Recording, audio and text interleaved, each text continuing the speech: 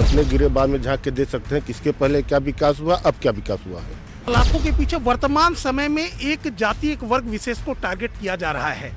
जो मुख्य आरोपी है निर्माण में प्रशांत सिंह चिंटू, जो ब्लॉक प्रमुख भदोही है, वो भारतीय जनता पार्टी का सदस्य है। लोक सेवा आयोग की स्थिति बद से बदतर होती जा रही है। योगी सरकार से निवेदन है कि इन गायों को घर घर जाकर के उनको ही पैसा दें जो खुलवाए हैं। सरकार बेरोजगारी पर बात नहीं करती, सरकार महंगाई पे बात नहीं कर रही है, सरकार महिलाओं पर हो रहे अत्याचार पर बात नहीं कर रही है। सिर्फ एक मुद्दा है कि सैफई में डांस नहीं हो पा रहा है।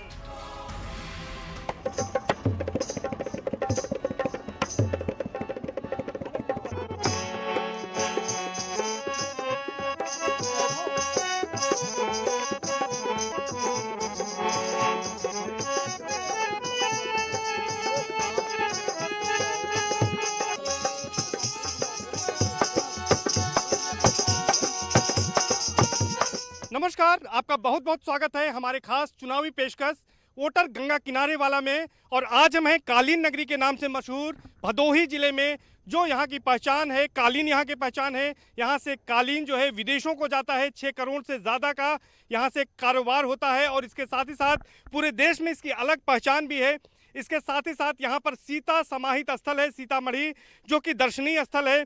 इसका भी विकास इस सरकार में यहाँ पर हुआ है। पिछले कई सरकारों में यहाँ पर तमाम कार्य हुए हैं, लेकिन इस पीछे 5 सालों में क्या काम हुए हैं। और अब जब कि उत्तर प्रदेश में चुनाव होने जा रहे हैं, तो 7वें चरण में, अंतिम चरण में यहाँ पर चुनाव होगा और 7 मार्च को यहाँ पर वोट डाले जाएंगे। अगर भदोही जिले की बात करें तो इस कालीन नगरी में 3 विधानसभा सीटें हैं, भदोही, औराई, इसके साथ ही साथ ज्ञानपुर की सीट है। 12 लाख से ज़्यादा मतदाता हैं जो अपने मताधिकार का प्रयोग करेंगे। 2017 में एक सीट निषाद पार्टी ने जीती थी, जिस पर बाहुबली विजय मिश्रा ने जीत दर्ज की थी, जबकि भदोही और ज्ञानपुर की सीटों पर भारतीय जनता पार्टी ने जीत की थी। और इस चुनावी चर्चा को शुरू करने के पहले हम चलेंगे अपने लोक गायक राजेश परदेसी जी के पास, चूंकि हम माँ गंगा की गोद में हैं और ये रामपुर घाट है जो कि भदोही का बहुत प्रसिद्ध घाट है।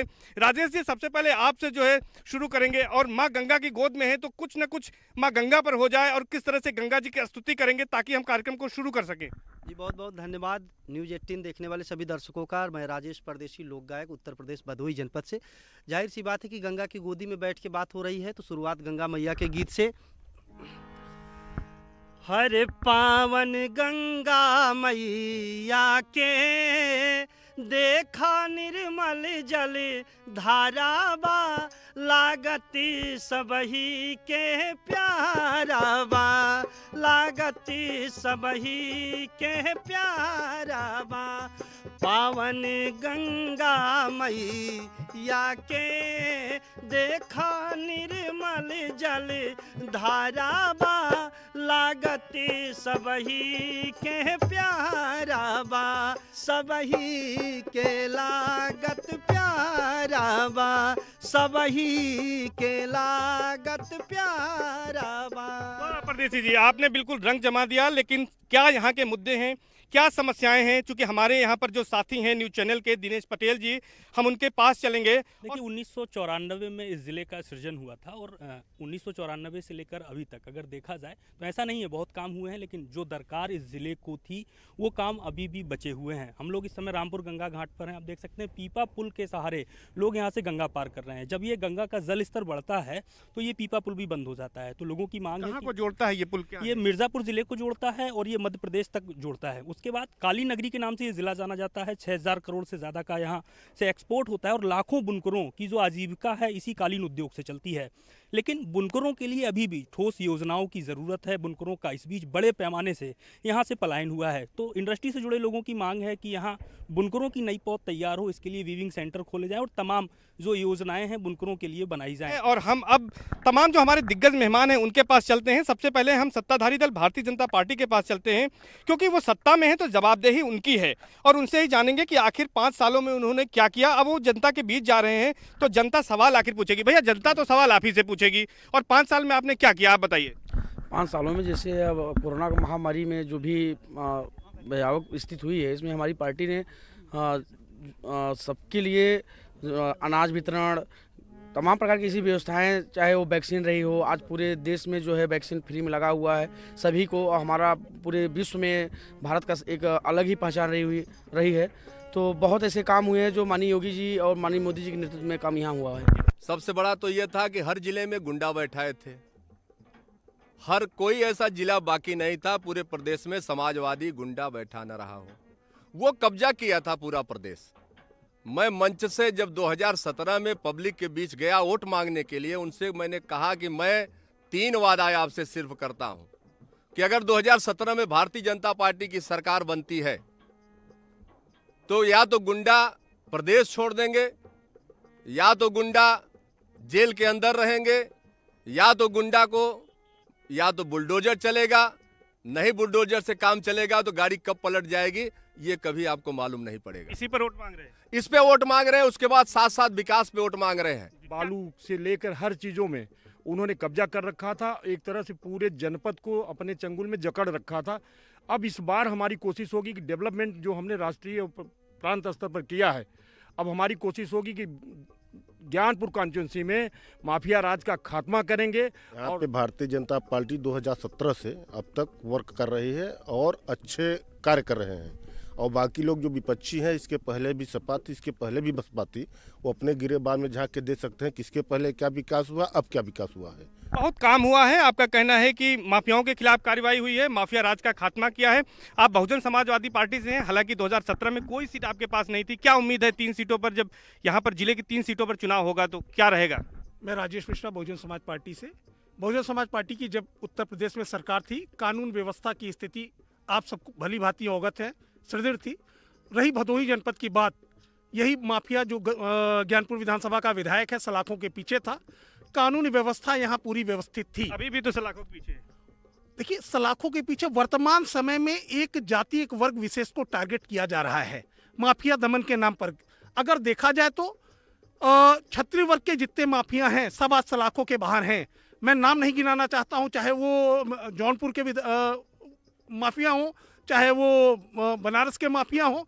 आखिर जाति देख करके कार्यवाही क्यों की जा रही है? मैं किसी माफिया किसी भी जाति का हो, किसी भी धर्म का हो, किसी भी इसी को लेकर विपक्ष वोट मांगेगा। किसी भी नहीं, विपक्ष इसके लिए नहीं।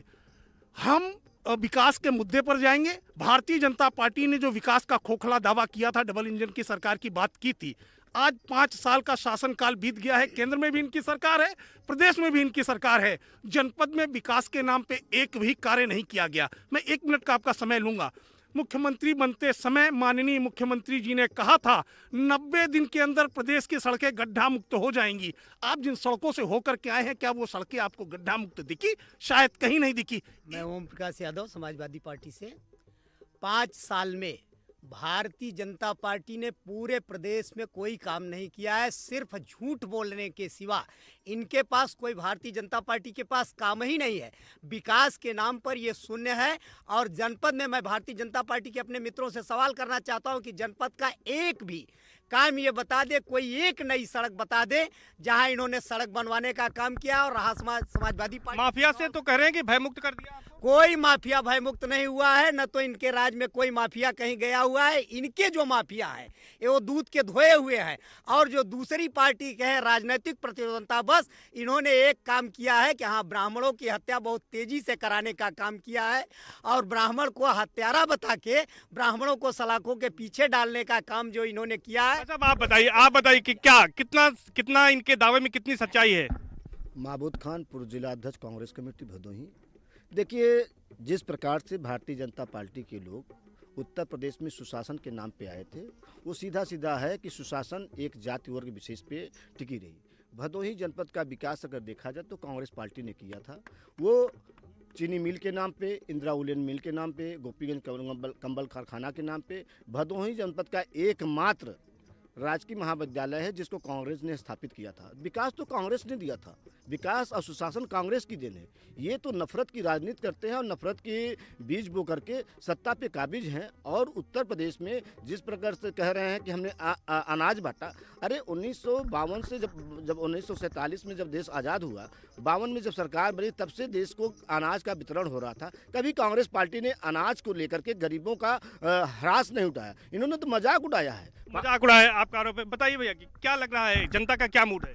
जनता का मूड जो है, लेकिन भारतीय जनता पार्टी के अभी हमारे साथी कह रहे थे कि कोरोना काल में इन्होंने स्वास्थ्य सुविधाएं बेहतर की। मेरा इन सभी लोगों से सिर्फ एक प्रश्न है कि पूर्व की सरकारों द्वारा 100 शैय्या का एक बेड बनाया गया और स्वास्थ्य जैसे संवेदनशील मुद्दे पर ये इतने ज़्यादा नकारा साबित हुए हैं कि वो हॉस्पिटल तक ये चालू नहीं करा पाए। और ये कोरोना में कह रहे हैं कि हमने स्वास्थ्य सुविधाएं बेहतर की। इनसे पूछा जाना चाहिए कि वो हॉस्पिटल आज तक ये चालू क्यों नहीं करा। देखिए भैया, हम पूछेंगे इनसे, लेकिन सबसे पहले अब हम जो है एक बार फिर से चलेंगे राजेश परदेसी जी के पास। चूंकि ये चुनावी चर्चा है तो कुछ चुनावी चकल्लस हो जाए, कुछ माहौल बन जाए, तब हम इस चर्चा को आगे बढ़ाएंगे। तो राजेश जी, क्या सुनाने जा रहे हैं? क्या चुनावी माहौल है भदोही में? कैसे, किन गीतों से आप इसको आगे बढ़ाएंगे? मैं तो देख रहा हूँ कि अक्सर जो है लोग अपने पार्टियों का गुणगान तब तक कर रहे हैं जब तक उनका टिकट नहीं फाइनल हुआ है। दल बदल रहे हैं। हाँ, जैसे ही टिकट कटता है तो पार्टी छोड़ने में प्रत्याशी गुजेर नहीं करते हैं। जैसे शिकायत होती है कि जो है कि हाई कमान आपका टिकट काटने वाला है, तो ये लोग भी जो है मूड बना लिए हैं कि हमको पार्टी छोड़ देना है। दूसरी पार्टियां ले भी तो लेती हैं। हाँ, तो इसीलिए जो है हमने एक चुनावी चकल्लस बनाया है आप सबके बीच में कि एक प्रत्याशी को जैसे ही पता चलता है कि हाई कमान के लोग उसका टिकट काटने वाले हैं, तो कहता है अपने कार्यकर्ताओं से, हाई कमान के भारम, अरे हाई कमान के भारम, हाई कमान के भारम कुल तोड़ देवल जी,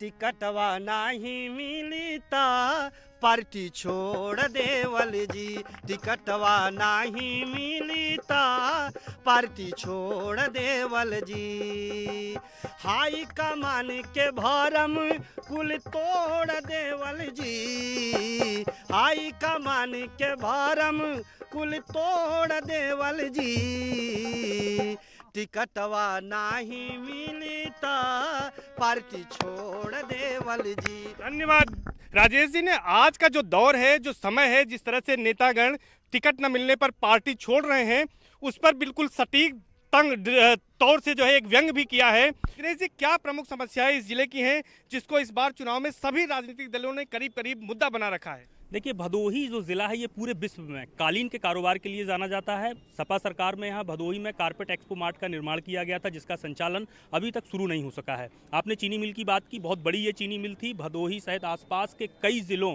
के जो गन्ना किसान थे यहाँ अपना गन्ना बेचते थे, लेकिन चीनी मिल के बंद होने से गन्ने की जो उनकी खेती थी पूरी तरह चौपट हो चुकी है।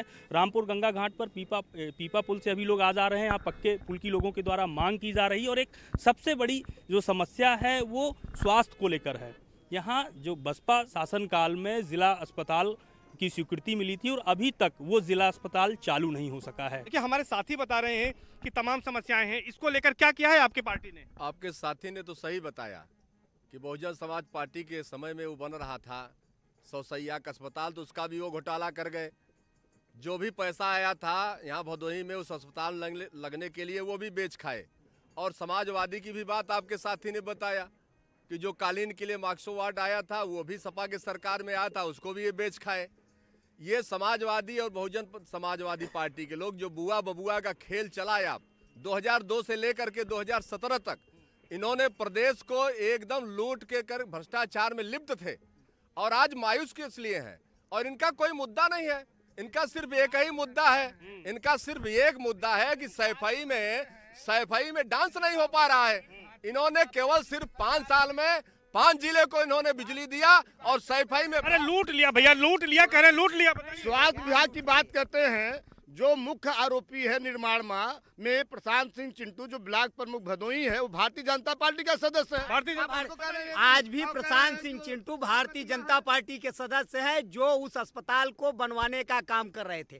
कारपेट एक्सपो मार्ट हमने बनवाने का, समाजवादी पार्टी की सरकार ने बनवाने का काम किया है। और समाजवादी पार्टी की सरकार में जितनी सड़कें बने हैं, बाबतपुर से लेकर भदोही मार्ग, भदोही से लेकर दुर्गागंज मार्ग, औराई से लेकर मिर्जापुर मार्ग, औराई से लेकर भदोही मार्ग, ज्ञानपुर दुर्गागंज मार्ग, बहुजन समाज पार्टी के शासनकाल में विकास की जो योजनाएं आई, हमने यहाँ पर जिला अस्पताल बनाने की घोषणा की, उसको चालू करवाया।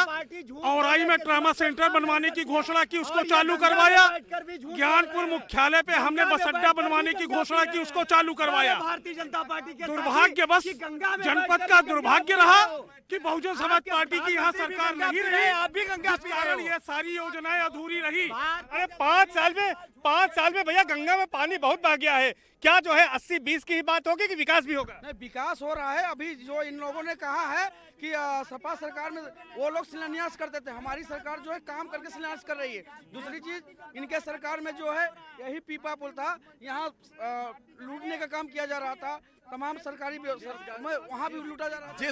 जिस माँ गंगा की गोद में आप बैठे हुए हैं, उसी माँ को इन्होंने खोद कर बेचने का काम किया। और जिस पीपा पुल की आप बात, ये तो आरोप प्रत्यारोप लगते रहेंगे। ये बताइए कि विकास मुद्दा होगा कि 80-20 की बात चुनाव में क्यों की जा रही? फिर नहीं, देखिए 80-20 का जो मुद्दा है वो दीगर बात है, वो राष्ट्रीय स्तर पर मुद्दा चल रहा है। क्योंकि राष्ट्रीय मुद्दा हमारा राम मंदिर का था, धारा 370 था, 35A था। हमने इन मुद्दों पर जो वादा किया था उसको पूरा किया। विश्वनाथ कॉरिडोर का मामला हमने किया। तो देखिए, जो राष्ट्रीय मुद्दे थे हमारे माननीय मोदी जी के नेतृत्व में हुआ। रही बात भ्रष्टाचार की, तो समाजवादी पार्टी जो गुंडों की सरकार चलाई 5 सालों तक, यहाँ समाजवादी का विधायक था, वो बाद में निर्दल चुनाव जीता। यहाँ ज्ञानपुर कॉन्स्टिट्यूंसी के अंदर, अरे भाई ये तो करेंगे, यहाँ उसी निषाद पार्टी का विधायक है जो निषाद पार्टी आज इनकी सहयोगी है। अयोध्या की बात करें, मैं ज्ञानपुर पे आना चाहता हूँ। यहाँ जब बालू का अवैध खनन ये विधायक कर रहा था, तो इन्हीं का सांसद वीरेंद्र सिंह मस्त उसको संरक्षण दे रहा था। ये भारतीय जनता पार्टी ने यहाँ नहीं, भदोही में जो है जितने भी पक्का पुल बने हैं वो बनाया है। तकलीफ कहाँ है, 1 मिनट में आपका समय लेना चाहता हूँ। जो इनके गुंडे तहसील में बैठे रहते थे वो तहबजारी लेते थे, जो बहन जी के गुंडे थाने में बैठ करके जन्मदिन का भत्ता मांगते थे, जो इनके गुंडे, अगर कोई आप साधारण व्यक्ति शादी और ब्याह में जाते थे, ये बैठे हैं सब, आप इन लोगों से पूछ लीजिए। अगर ये बेचारे 10 गाड़ी लेकर के गोपीगंज बाजार में गए तो जाते ही वहां 1-1.5 हाथ का डंडा लिए समाजवादी पार्टी का गुंडा बैठा रहता था। हर गाड़ी से 20 रुपए टैक्स लेता था, तहसील में टैक्स लेता था, थाने में लेता। क्या कह रहे भैया, ये क्या कह रहे? ये इनका आरोप एकदम निराधार है। चुंगी माफ करने का काम समाजवादी पार्टी की सरकार ने किया था। जब आदरणीय मुलायम सिंह यादव जी चीफ मिनिस्टर थे इस प्रदेश के, तो चुंगी हटाने का काम आदरणीय मुलायम सिंह यादव जी ने किया था। और समाजवादी पार्टी की सरकार में जितना विकास हुआ है, एक भी मुद्दा भारतीय जनता पार्टी के पास नहीं है, चाहे जनपद का हो चाहे प्रदेश का हो। विकास का काम सब समाजवादी पार्टी। क्या होने वाला है चुनाव में? हम तीनों सीट जीतेंगे। भदोही सीट पर हमारे यहाँ जाहिद जमाल बेग साहब चुनाव कैंडिडेट घोषित हो चुके हैं, और दो सीट और है। भदोही में जो विकास का कार्य बहुजन समाज पार्टी ने किया, उस कारण जनता बहुजन समाज पार्टी को तीनों सीटों पे जीत दिला रही है। और भदोही से ही नहीं, उत्तर प्रदेश में हम बहुजन समाज पार्टी की सरकार बनाने जा रहे हैं। क्योंकि बहुजन समाज पार्टी की जब सरकार थी, हम ही ने यहाँ जिला अस्पताल की घोषणा की। भारतीय जनता पार्टी असमत की बात करती है। उन्नाव और हाथरस का जिस प्रकार से भारतीय जनता पार्टी निर्भया के नाम पे पूरे देश में माहौल बनाया, उन्नाव और हाथरस इनके लिए एक कलंक की बात है। और ये बेटियों की बात करते हैं, बेटियों की बात, अगर बेटियों की बात करती है तो हमारी नेता प्रियंका गांधी कहती है कि मैं लड़की हूँ, लड़ सकती हूँ। 40% उत्तर प्रदेश में गैर कांग्रेसी सरकारों ने सिर्फ उत्तर प्रदेश के संसाधनों को लूटने का काम किया है। सरकार बेरोजगारी पर बात नहीं करती, सरकार महंगाई पे बात नहीं कर रही है, सरकार महिलाओं पर हो रहे अत्याचार पर बात नहीं कर रही है, सरकार चीनी मिल चालू कराने की बात नहीं कर रही है। सिर्फ लोगों को हिंदू, मुस्लिम, भारत, पाकिस्तान, इस तरह की भावनात्मक और सेंटिमेंटल बातों में लोगों को बहकाने का काम किया जा रहा है। सरकार किसी भी तरह से युवाओं के भविष्य पर बात नहीं करना चाहती है। धन्यवाद। तो सभी सीटों पर जो है सभी के अपने अपने जीत के दावे और वायदे हैं। अब देखना यह है कि लोकतंत्र के इस महापर्व में 7 मार्च को जब जिले की 3 विधानसभा सीटों के लिए 12 लाख से ज्यादा वोटर अपना मतदान करेंगे, तो आखिर वो किसको मतदान करते हैं और किसको वोट देकर वो जिताते हैं और लखनऊ के विधान भवन तक पहुंचाते हैं। कैमरा पर्सन संजीव मिश्रा के साथ सर्वेश दुबे, न्यूज़ 18 प्रयागराज।